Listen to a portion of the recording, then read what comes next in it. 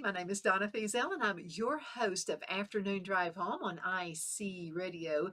You'll find us in the town of Geraldine, Alabama. We're your source for news and entertainment. You can also find us on television, channel 182 on Charter Communications, as well as Abundance TV. I didn't tell you about this. Abundance TV, which is found on Roku, Apple TV, and Amazon Fire. We also have a satellite network through Abundant TV with Rob, who's the owner of the station.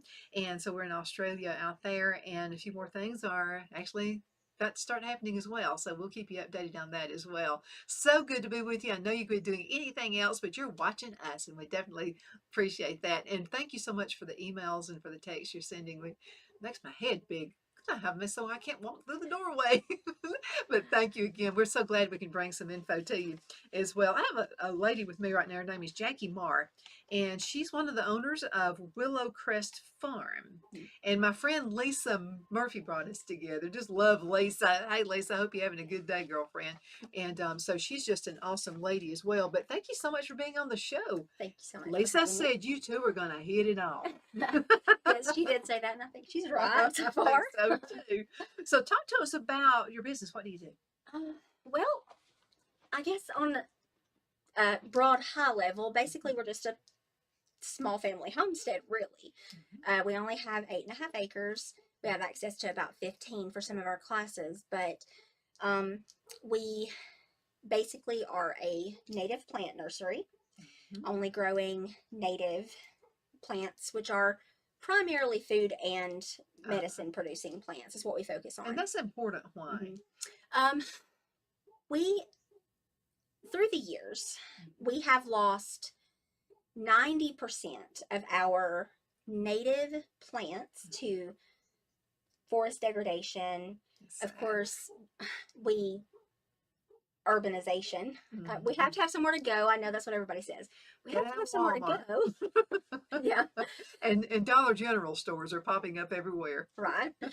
But in losing that, we've lost biodiversity. Now, why is biodiversity important? We all learned about the food chain when we were in elementary school, but we kind of forget about that cycle of life. And when we lose habitat, we lose animals, and it all breaks down. It's all a cycle, right? So it all really starts with plants. If you think about it, plants feed insects, which feed birds.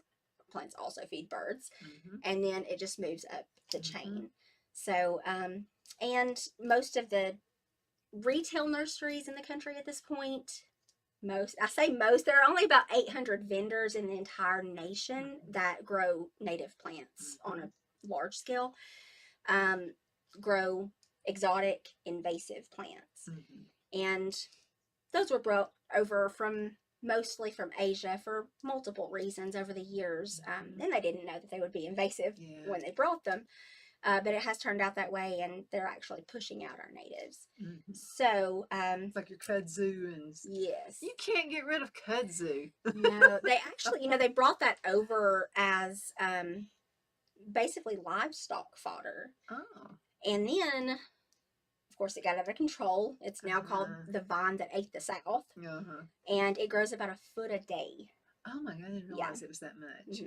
And so, if that vine is growing way faster than our natives can grow, then it's displacing a lot of native plants. Yeah, I've seen it take over old houses, old empty houses. Yeah, some vines are strong enough that can literally take down structures. Oh my goodness. Over time, of course, with enough growth and the pressure. But so, and another primary aspect of not only growing the plants to sell them and get them back into people's yards is the education piece of it for us, because I find that people are attached to their traditional landscape plants for different reasons. Grandma had them. Nostalgia. I love the way that Japanese honeysuckle smells when it blooms in the spring. But the fact of the matter is that it's not healthy for our ecosystem. And we have native honeysuckles that are just as beautiful, but we don't know about it because they've all been displaced. Well, the grass is always greener on the other side. We always Right. want to think of something exotic, but what we've already got in place that's native here is just as good. And people don't even know a lot of our native plants look tropical. You wouldn't think that. You think Alabama, the South, you're not thinking tropics. But we have native passion flowers. And another reason that people tend to lean towards the exotics over the natives is that our native animals eat our native plants. And therefore, you end up with plants in your garden that have holes from caterpillars, or the deer like to eat them. So a lot of those exotics were marketed very cleverly as wildlife resistant. But as with a lot of other things, the further we move away from what nature intended, the more problems we're actually creating for ourselves. And a lot of people don't see it they don't see it in their own yards, so it's not true. I mean, for example, one plant that's very popular with people who love gardening, people who love pollinators, is butterfly bush. Butterfly bush is not native, and it actually, each flower head can grow 10,000 windblown seeds. Oh, wow. So it's hard to convince people that it's invasive because they don't see it in their own yard, growing in their own yard and expanding. But down the road on creek banks, there are butterfly bushes growing where they're not intended to grow.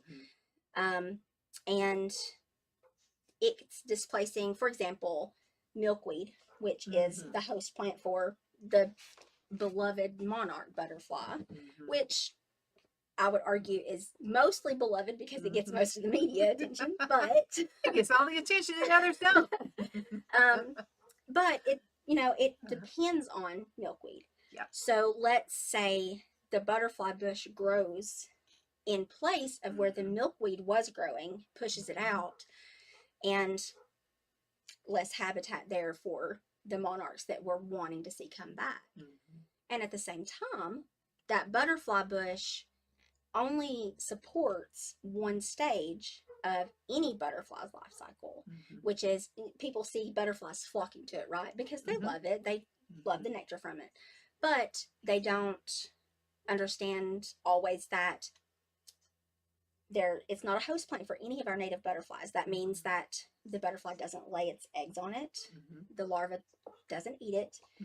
And it's not supporting anything native to our ecosystem. So, well, educate us. What do we need to keep? What do we need to? And some of you folks out there who maybe have 1 acre of land, you can still do a lot with you 1 can do acre. a ton with an acre of land. A little off topic, but not quite. Just on the point of what you can do with 1 acre of land. There is a family in Los Angeles that grows 6,000 pounds of food on their 1/10 of an acre backyard. Could be done. Yeah, I mean, so you just have to learn. You just have to take a little bit of time to learn vertical gardening, raised bed gardening. Oh, I love if you don't have the the best concrete soil. one, yeah. But just to the, like I said, just to the point of space not being an issue, you want to look at resources such as, I started this journey after reading books by an entomologist named Doug Tallamy. He wrote a book called Bringing Nature Home, and he talks about how much habitat loss there has been. He started a movement called Homegrown National Park, which is a website, and he has a lot of resources about what's native in your area, links to databases and things like that.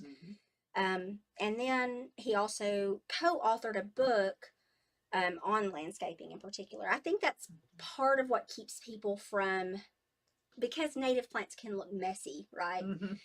If you think of a wildflower, which I think is beautiful, Mhm. but if you think of a wildflower field, it's the exact opposite of the manicured lawn that people have come to expect is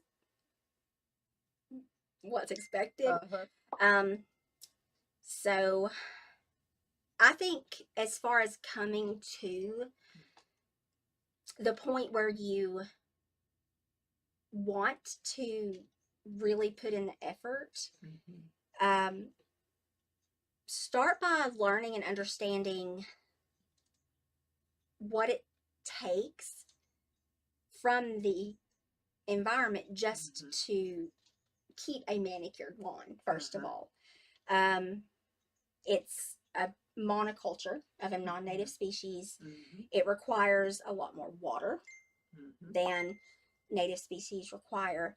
And of course, we, meaning the U.S., uses a lot of pesticides and herbicides that go back into our water system, all to have the perfect lawn that we've just come to accept as the social norm in our country, which started as basically a status symbol.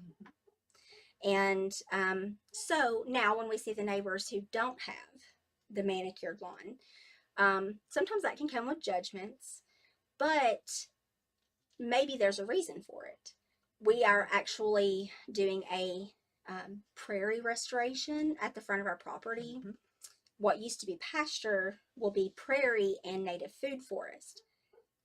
It looks kind of messy in the stages in between. Working on invasive removal.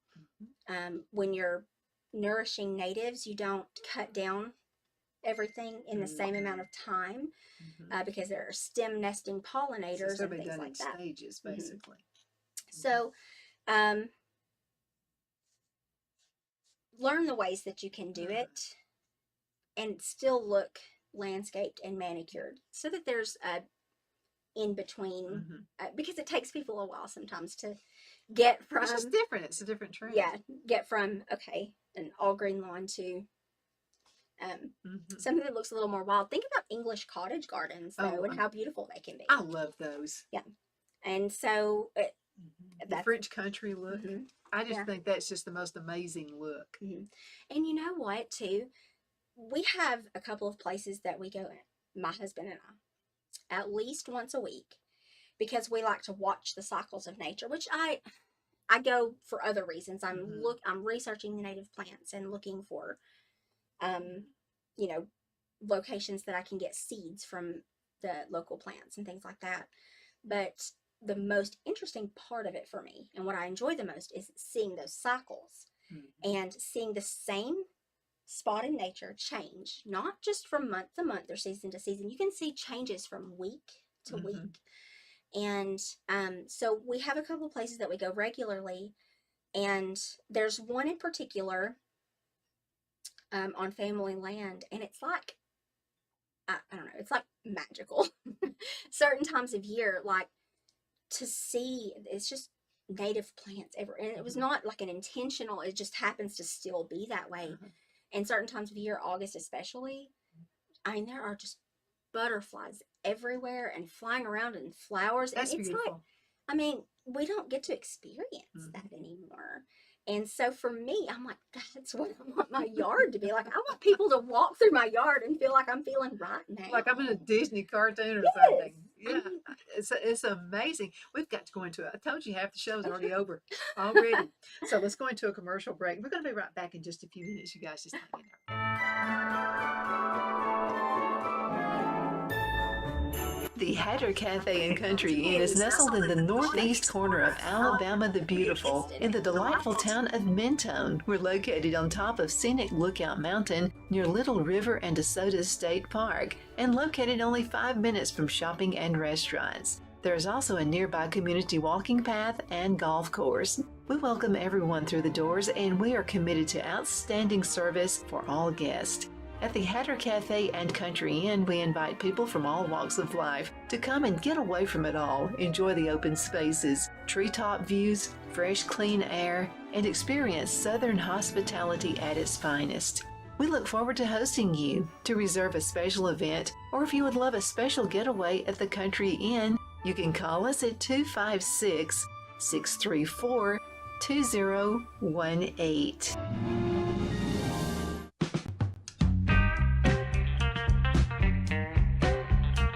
Patterson's Music and Jewelry is a full-line music store offering guitar repair, setup and sound installation equipment, as well as instrument rentals and new and used guitars and amps. We offer jewelry at affordable prices and jewelry repair, watch batteries and link removal, and we offer personalized jewelry such as fingerprint, mother's rings, and pendants. Shop in historic downtown Fort Payne on Galt Avenue. Hours are 9 to 5 Monday through Friday and 9 to 2 on Saturday. Call 256-845-4115.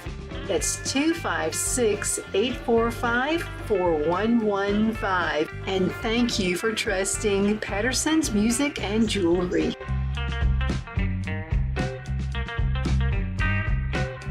At Miracle Pottery, each pottery item is hand-turned from durable stoneware, clay body, and non-scratch high-fire glaze. Dishwasher oven and microwave safe, our handcrafted dinnerware and bakeware will last a lifetime, staying just as beautiful as the day it was born. Each pot is signed first with a cross in thanks to our Lord, our name, and then the year. We say a tiny prayer for the receiver of each piece that they receive abundant blessings in their lives. It's not just about pottery. We're located in the foothills of the Appalachian Mountains near Mentone and Valley Head, Alabama. Miracle Pottery is nestled at the base of the hills at 7871 Alabama Highway 117 between Gadsden, Alabama and Chattanooga, Tennessee. Please go to our website, miraclepottery.com, for more info about our other getaway cottages. You can also call us at 256-635-6863.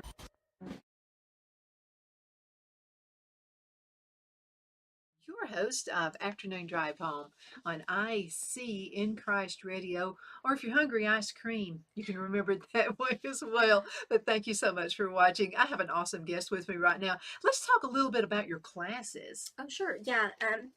I'm always interested in classes. So primarily our classes are focused on, well, my husband teaches basic knife making classes.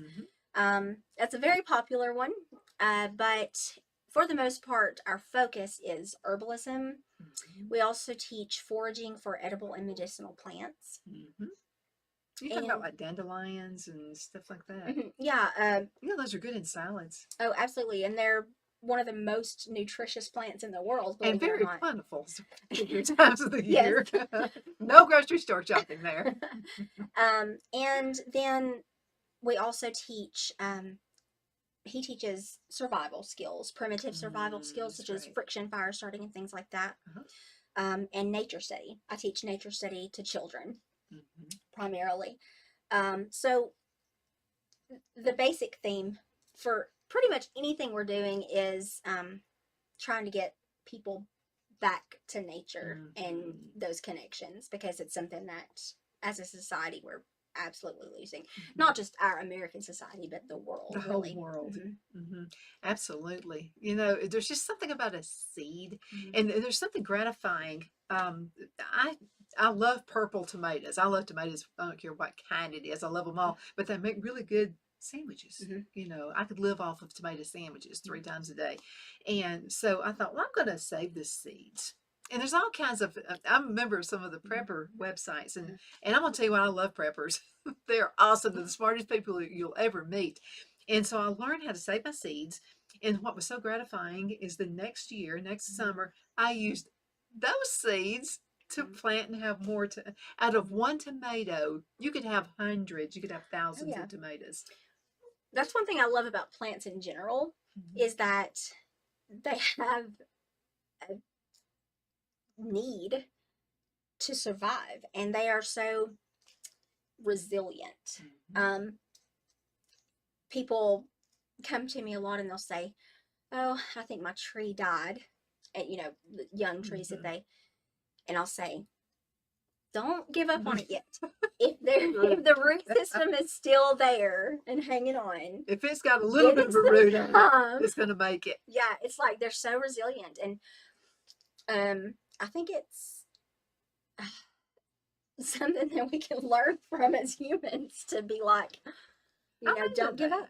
I'm really into that. We have some fruit trees, and so I'm thinking they're going to die. So Brian Brown comes over from the extension office, and I said that we're going to cut this apple tree down, and he goes, "No," kind of like you just did. Yeah. Don't cut that tree down. He said, "There's nothing wrong with it." He said, "You're just not taking care of it the right way." Yeah. So we learned about pruning, and you'd be amazed at how many dried apples I've done, apple jam, peach. I mean, the whole works. This has been an awesome summer. I think part of it too has to do with the bees. We became beekeepers as well. And I encourage anybody to have bees. Just don't be afraid of them is my big thing. Just don't be afraid of them. They're not going to bother you unless you bother them and start coming at them. And because I got this and we could learn a lot from bees. You were talking about plants. That is so true. Bees as well, how they organize and run their business out there in that beehive blows my mind. Oh yeah, bees and ants are absolutely fascinating to me. I mean, have you ever learned about ants from they're hard workers. Oh yeah, they put it up when everybody else is frolicking. Yeah, I mean, guy gets hurt on the job, they're carrying him back. We don't do that. We're like, somebody come get this guy. 911, let them handle it. But yeah, they take care of their own, don't they? Oh, absolutely. And getting back to community and our roots is another thing that's just really important to us. Inviting people into our home, which is kind of scary sometimes, like not from a danger perspective, but just you don't always know like what people's expectations are for, how fancy your home's supposed to be, or those types of things. And it's a lot of pressure. You don't want to let people down. We're putting these classes together, but so far people have been very receptive. And so what kind of classes do you have? So for example, like I said, we teach the foraging for herbal and medicinal plants and mushrooms. I'm more the plant girl, and my husband knows way more about mushrooms than I probably ever will. I'm like, that's can I eat that one? Really, a meatloaf. I can trick my husband with mushrooms. Yes. He'll really think there's meat in it. And if you've never had chicken of the woods mushroom, I'm not really big on mushroom texture, but chicken of the woods, I mean, there's a reason they call it chicken of the woods. It looks and tastes like chicken. The texture and everything. All right, now crazy. You got me started on that. So I'm going to be doing that. So when do you start planting that, or how do you handle that? So that's one that you're going to just have to wild forage, which, I mean, there are mushroom farms these days, and there are ways to inoculate logs and things like that. We haven't quite moved that far into it yet, as far as making that leap for financial and time reasons. We've got so much else going on, we don't have the time. But you would have to wild forage that one. But with our classes, you would learn how to identify that. And I want a class. Okay, you got me on it. I want to be there. So how often do you have classes? For foraging, we're kind of dropping off for winter. We did have a mushroom class last weekend. It was kind of last minute, but all the rain, we were just right and left finding them. So we were like, okay, we'll advertise one and see if anybody can make it. And we had about 5 people. Lisa came. And but winter kind of makes it hard for the plants and everything. So to really have a full class. So we'll pick back up on that with spring. Right now, we're still doing nature study, or we will pick back up at the beginning of January after the holidays, and the youth survival series and knife making, but also targeted foraging classes combined with herbalism. And what I mean by that is, for example, last weekend we did Learned about bark harvesting, medicinal barks. We harvested I've heard wild of that. black cherry bark, and Uh-huh. then we made a cough syrup. Uh-huh. And then we also talked about the other useful trees in the area. My brother and I used to, I don't know why, it's because we were playing with dogs and cats all the time. Who knows what happened? We used to get these risins when we were kids growing up. And so my Aunt Elizabeth told mother, who's 101 years old, by the way, now, and still goes out foraging. And so she said, you need to give those kids peach tree tea. Mhm. And so mother said, go off the peach tree, and we're thinking we're